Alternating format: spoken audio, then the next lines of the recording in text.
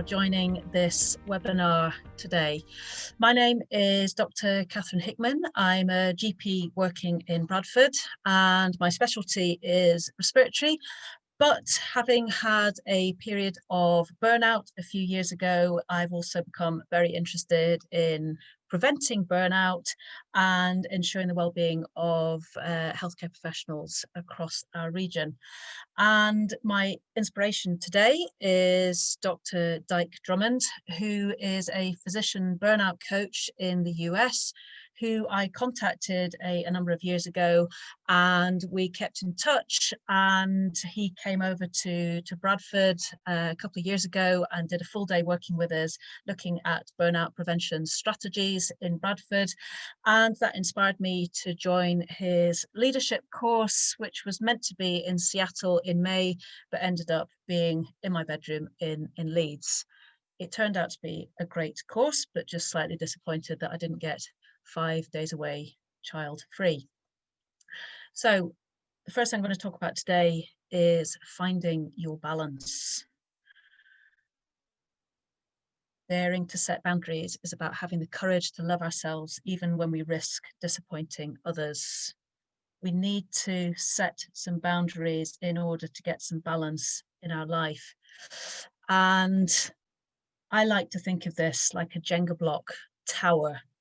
And I aspire to be the tower, the Jenga block tower that has every block in place, so that if somebody did nudge me gently, that tower might wobble slightly, but it wouldn't topple over.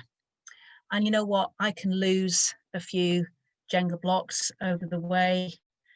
I can run a bit late at work. Somebody can ask me to do something, and gradually those blocks get moved out. But I don't notice it as a person. I still feel like a stable Jenga tower. And if somebody knocked me when I was this tall, I'd be fine. And I'd be fine there. And I'd probably be fine there. But every time somebody takes away one of my blocks, I become a little bit more unstable, a little bit more vulnerable, and a little bit more likely to fall over if somebody gives me a big knock. But over time, these blocks get taken out by other people and demands of other people, demands from my work, demands from my family, demands that I put on myself. And if I got a big knock here, I would probably collapse. I might get away with a little nudge, but as these blocks get taken out more and more and more, I come to the point that even a little knock is going to lead to collapse. And that's why it's so important that we take back control of our Jenga blocks and try and be as solid, as stable, as balanced as possible, so that if knocks do come along, we're upright and solid and able to take them. Because if we don't take control of our Jenga blocks, somebody else will. A slightly perplexed looking 10-year-old. So what is our off switch? What is the switch that says, I am Dr. Catherine Hickman at work, and now I'm Catherine Hickman at home? What is the switch that says, I'm at home and I'm no longer thinking about work? Because I suspect we all think about work, but how can we move towards a situation where work is work and home is home? Something that's particularly difficult at the moment is the fact that many of us are working from home, and suddenly work and home life becomes even more blurred than it did before. And unless you've got some boundaries in place, then it's going to be very difficult to have that work-life balance, so that you're focusing on work when you need to, but also focusing on your home life. And there's something about saying, I am home and I'm present, and I'm present with my family, with my kids, with me, and I am able to put my work behind me. Now, it might be that when you get in the car from work that you say, okay, I'm driving home, I'm going to put on my favorite music, I'm going to put on a podcast, I'm going to do some deep mindfulness breaths before I turn on the radio, to signify that you are leaving work behind and you're heading all the way home. Or it might be that when you pull up at your door in your car, that you turn the engine off and you do a deep mindfulness breath, or you say something to signify, I'm taking off my doctor hat, I'm putting on my home hat, my wife hat, my mum hat, whatever, my husband hat. This is me, and I'm coming all the way home. And it might be that you do need to do some work at home, and that's the point where you put on your doctor's hat again and you say to everybody, now I'm going to focus on being a doctor. When I take this hat off, or when I take the scarf off, whatever you put on, I am now going to be present and me at home. So it's about having some sort of boundary ritual that signifies that you are ready to come home. This is Mr. Rogers. For those of us in the UK who may not be familiar with Mr. Rogers, but Mr. Rogers was my favorite TV program when I was growing up in America. And what Mr. Rogers did was he had a very simple routine that signified this is the time for the show to start. He would come in the door, he'd take off his shoes, he'd put his slippers on, he'd put his cardigan on, and he would sing a song. And that was very much a boundary ritual to say, this is Mr. Rogers outside of the door, this is Mr. Rogers coming in the door and starting the show. And it would be not dissimilar to somebody walking in the door in their work clothes, going upstairs, taking the work clothes off, having a shower, coming down in fresh clothes and saying, I'm home and I'm present and I'm here. And it's something that really important that we get used to doing on a daily basis. Okay, so next thing that we can think about, a bucket list. So we have potentially two bucket lists.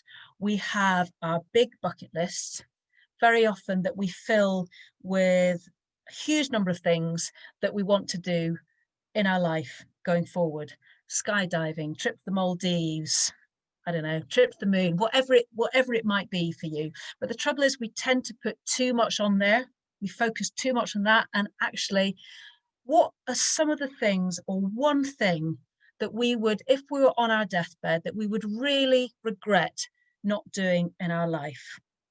And I suggest that you write that down and you start to think about how you can take small steps towards getting to that big bucket list in the future.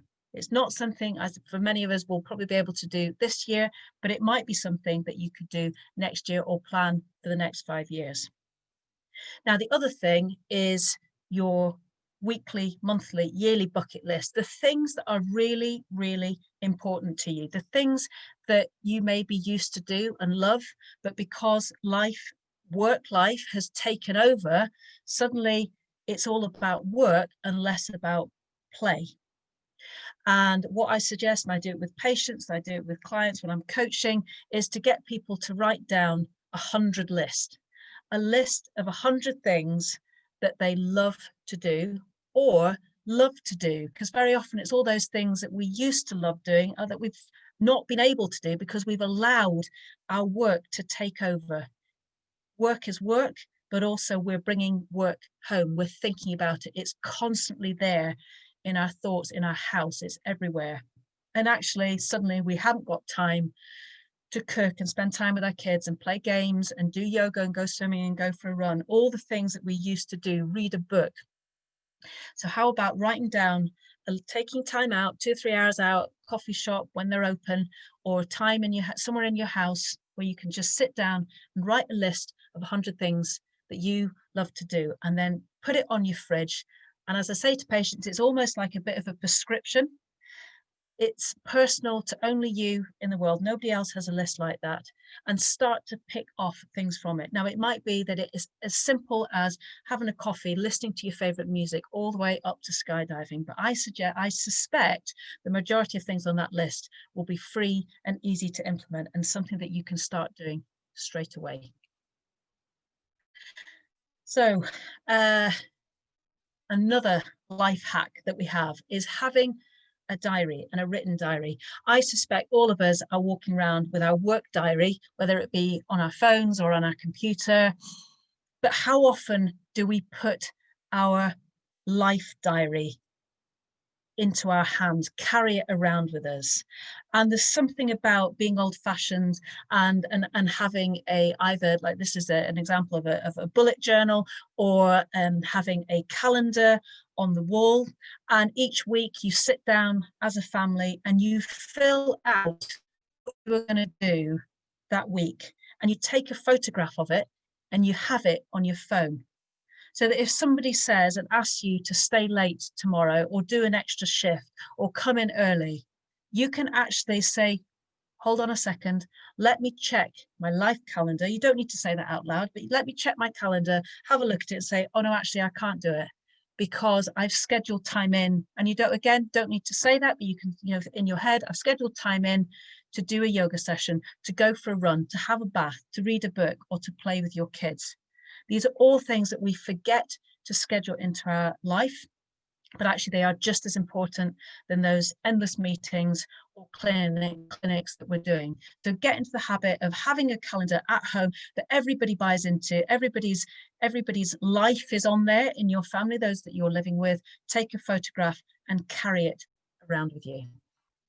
So the next thing is about getting really good at saying no. We are so bad at saying no, and I'm completely guilty of that, but it's something that very often doesn't come naturally to us.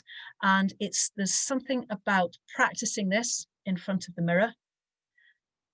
Practice saying, hold on a second, let me just get my calendar out before I say yes to that. Oh no, actually, I can't do that. Sorry, no. And you don't need to explain yourself as to why you're saying no.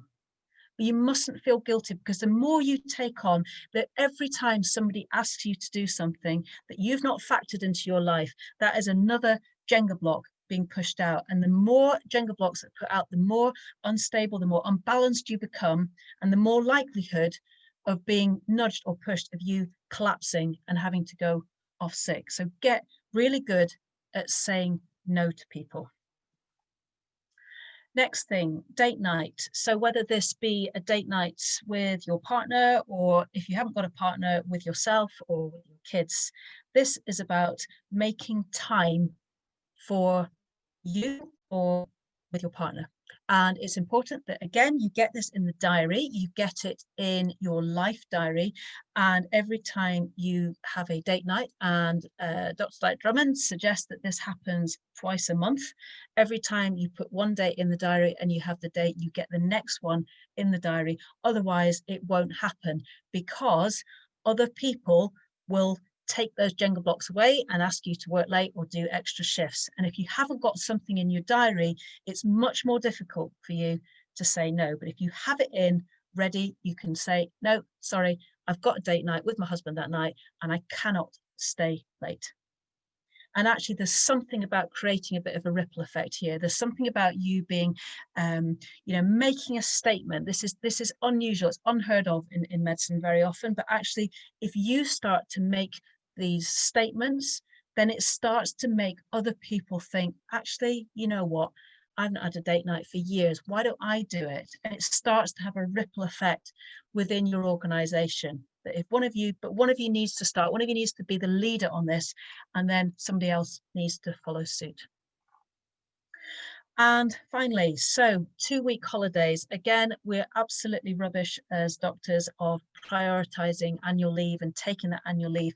And particularly at the moment of, a lot of people's annual leave has been cancelled or shortened. And I fully appreciate that we can't all get on a plane and go away for 2 weeks. But actually, you know what? This is a photograph that I took at the weekend. This is on our doorstep, guys. This is the Yorkshire Dales.